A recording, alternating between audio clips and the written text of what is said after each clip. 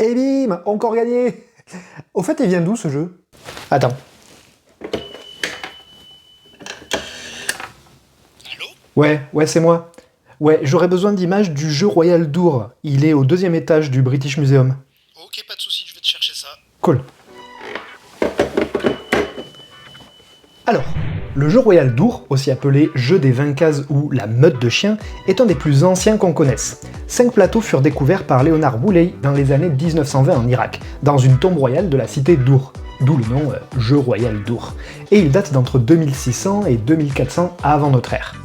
La structure en bois a disparu, mais les éléments en coquillage, calcaire rouge et lapis lazuli étaient encore à leur place, ce qui en a permis la reconstitution des motifs, sûrement liés aux croyances mésopotamiennes.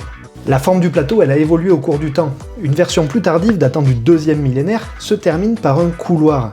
On la retrouve d'ailleurs en Égypte. La version ancienne se jouait à 2, a priori avec 7 pions chacun. 7 bleus en lapis lazuli incrustés de coquillage, et inversement pour les 7 blancs. On lançait 4 dés tétraédriques en lapis lazuli avec 2 sommets incrustés d'or pour obtenir un résultat entre 0 et 4. Apparemment, il existait aussi des sortes de dés en forme de bâton à 4 faces, mais là c'est plus flou.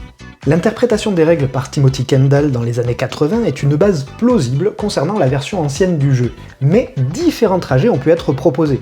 Les travaux de Irving Finkel donnent une idée des règles grâce à une tablette de 177 avant notre ère, conservée au British Museum.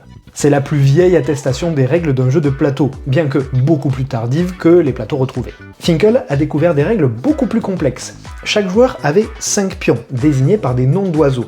Corbeau, hirondelle, coq, aigle et une sorte d'oiseau marin.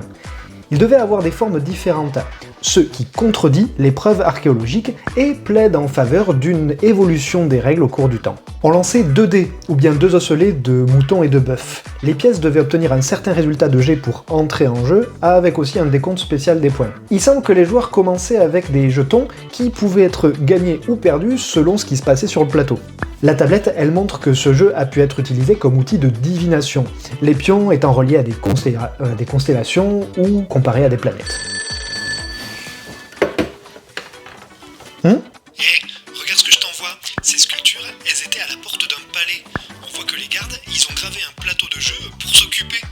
Et oui, ce jeu, il était très répandu dans la population, même comme un simple passe-temps, ou bien comme un support pour faire des paris. Bon, tu veux une revanche? Ok, mais sans parier, hein.